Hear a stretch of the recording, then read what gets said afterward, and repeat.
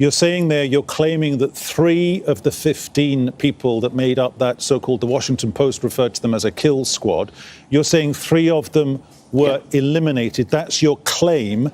When you say eliminated, you're saying 3 of them have been killed. Yeah, that's the only way to eliminate Saudi Arabia.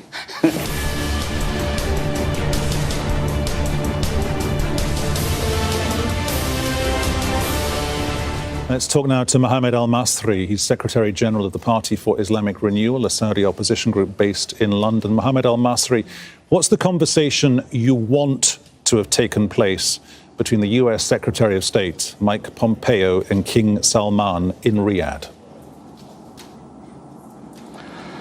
It's very difficult to say what I would have taken place. I would have taken place that he would not have gone there in the first place, and that the American lawmaker will start really scrutinizing the intelligence reports that Trump is aware about what's going on for a long time.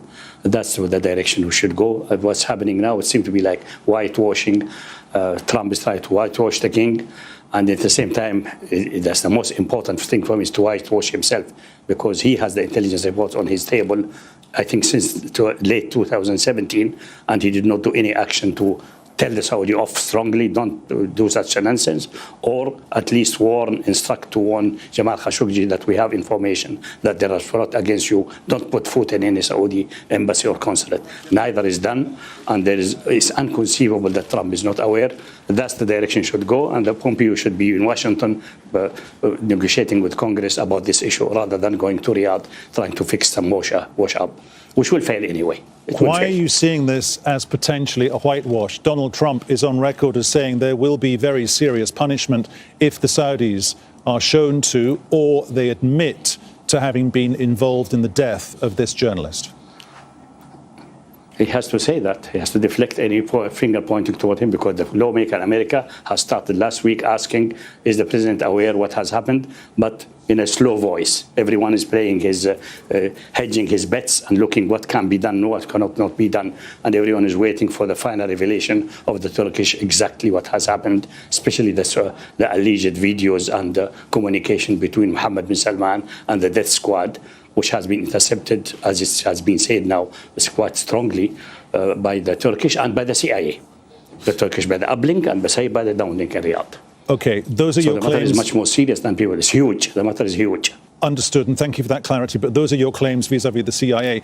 Do you hold the Turkish authorities slightly culpable here, not guilty when it comes to what may or may not have happened to Jamal Khashoggi, clearly, because what happened to him or didn't happen to him happened on sovereign territory, not Turkish sovereign territory, on Saudi sovereign territory. But they were, everyone's saying the same thing, they were painfully slow when it came to using official channels, and we had 9 or 10 days of a drip, drip, drip effect of the Turkish authorities, we understand, allegedly leaking information to get it into the international public domain. It seems to be a Turkish tactics to squeeze the Saudis more and more in the corner, to force them into an admission, to give an opportunity to the consul to come forward and say, I have done it, or I have witnessed what has been going on, and solve the problem directly. Neither the consul was intelligent enough to do that, and I am calling to him to do that, because if he goes back to Saudi Arabia, or if he's ordered from Turkey out of the country as a persona non grata, he will face death in Saudi Arabia. That's certain. Actually, there's a rumor which reached me through certain channels, but it's not well established, only 80% probability, that 3 persons who were in the death squad and departed the same day, others are still in Turkey, by the way, that these 3 persons have disappeared, most likely eliminated, to eliminate any witnesses. So I think the Turkish tactics was good, increasing the pressure, putting America on pressure, trying to expose and waiting for the results. Maybe also there's a waiting for the results of the already fixed court trial for the priest. It was already concluded that the court will be lenient enough to calculate, which is, I think, standard, a legal standard, that the time you were in prison will be calculated against your penalty time, which was 3 years or something like that. So he was released, and then Trump was, let's say, the carpet was pulled from the feet of Trump, and he's now he cannot move against Turkey with any action, with taking the priest story as a scapegoat. So this may be a tactic. You may praise it, you may condemn it, but until now they are moving, seems to be to expose the facts, and they're doing their research properly. And we hope that today I think I heard that they entered the house of the consul, which is where the place with highest probability the body has been buried. If they find that out, then everything is clear, and they have to come with the results on the table. Which action after that follows, that's left to their political decisions, their interest, and so on. But we need the facts on the table. So I appeal to the Turkish president, all the facts clear on the table, publicized, given to everyone to see in the world. And the rest will take care of itself. Okay, Mr. Al-Masri, just to get you to back up by about 60 seconds, you're saying there, you're claiming that 3 of the 15 people that made up that so-called, the Washington Post referred to them as a kill squad, you're saying 3 of them were eliminated. That's your claim. When you say eliminated, you're saying 3 of them have been killed. Yeah, that's the only way to eliminate Saudi Arabia. How could be That's a pretty serious accusation. There's a remote probability. Yeah, we'll see what happens. Okay, the Saudis can say, oh, Masari and his sources are big liars. I said it's only 80% probability, but it's quite strong. They should show the 3 persons in the media soon, if it is true that they still exist and they're still alive.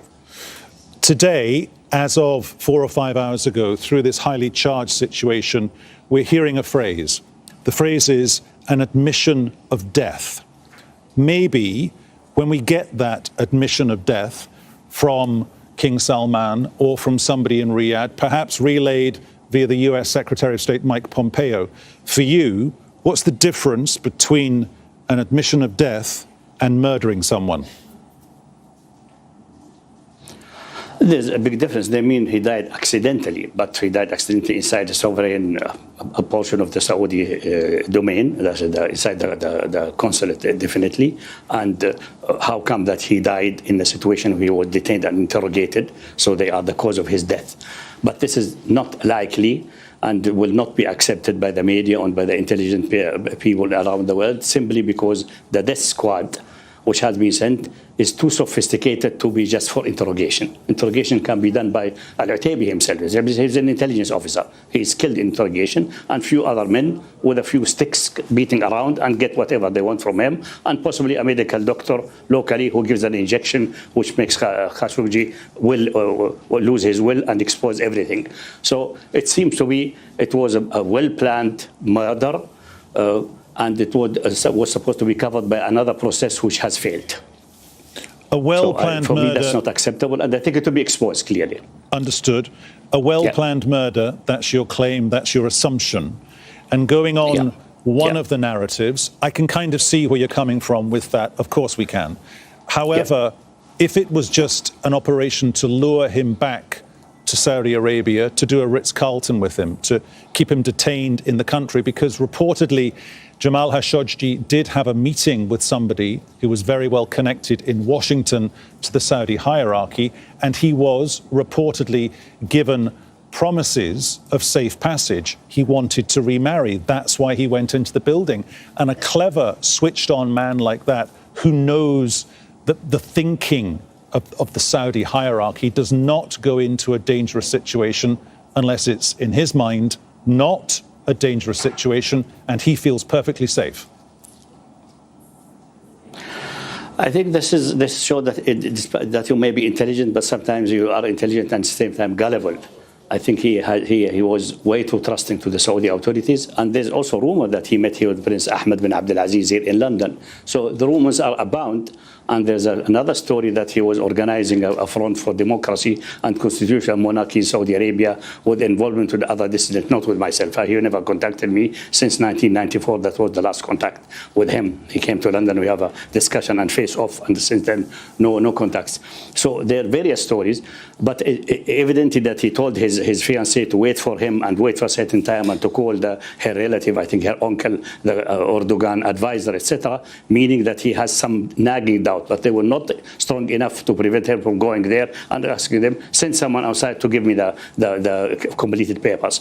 Or maybe they told him that we will continue negotiation and discussing issues inside the embassy, so you have to be inside, like has been promised by the hierarchy. And the hierarchy is actually the Saudi ambassador, son of King Salman, Khalid bin Salman.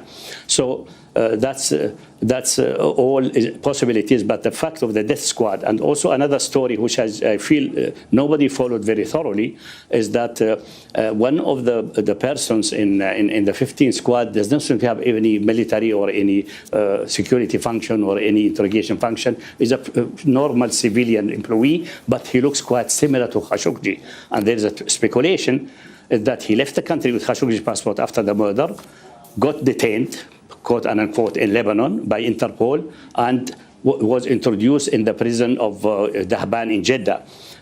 And it was introduced in a way that some people could see him and could report. And that's the reason one British journalist reported next day that Khashoggi is in Jeddah. And someone contacted us about 5 days later after this appearance, that he saw Khashoggi in Dahban. Obviously, he saw this imposter. So the plan was that this imposter will be there. It will announce Khashoggi has been detained for a major check for falsification and money laundering, etc.